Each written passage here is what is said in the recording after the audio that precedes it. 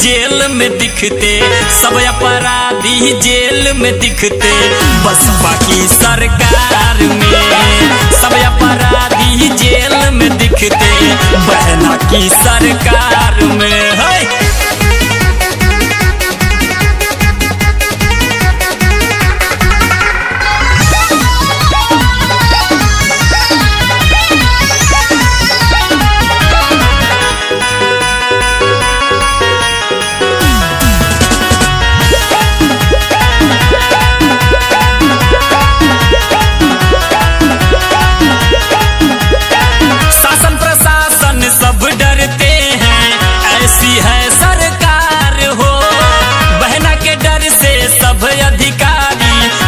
जाते ईमानदार हो, बन जाते ईमानदार हो।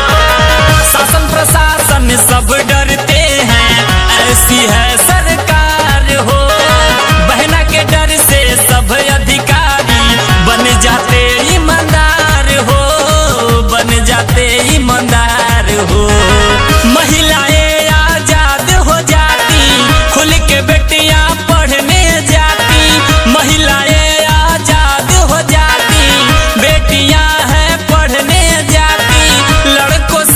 कतार में सब अपराधी जेल में दिखते, सब अपराधी जेल में दिखते, बस बाकी सरकार में। सब अपराधी जेल में दिखते, बहना की सरकार में है।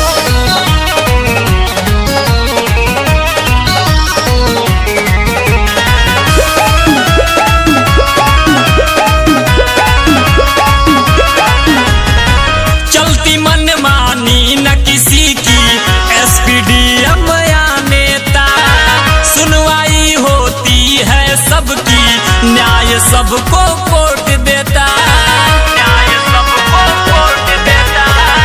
चलती मनमानी न किसी की, एसपीडीएम या नेता। सुनवाई होती है सबकी, न्याय सबको कोर्ट देता, न्याय सबको कोर्ट देता। रोजगार है सबको मिलता, युवाओं का चेहरा खिलता। रोजगार है सबको मिलता, युवाओं का चेहरा खिलता।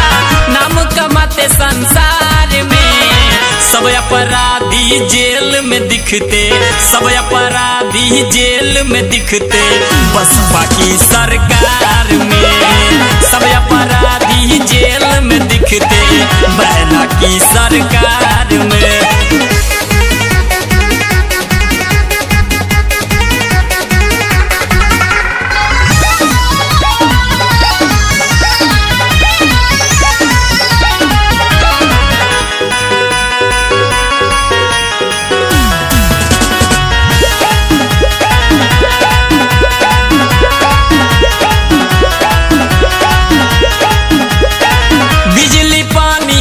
सप्लाई होने लगती आराम से, किसान भाई खुश हो जाते बहना जी के काम से, बहना जी के काम से।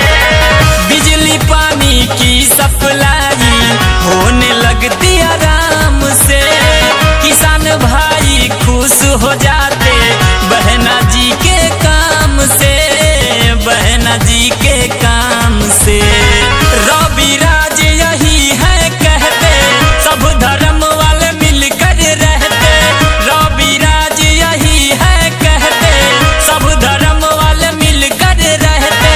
भाईचारा और प्यार में सब अपराधी जेल में दिखते, सब अपराधी जेल में दिखते, बस बाकी सरकार में। सब अपराधी जेल में दिखते, बहना की सरकार में।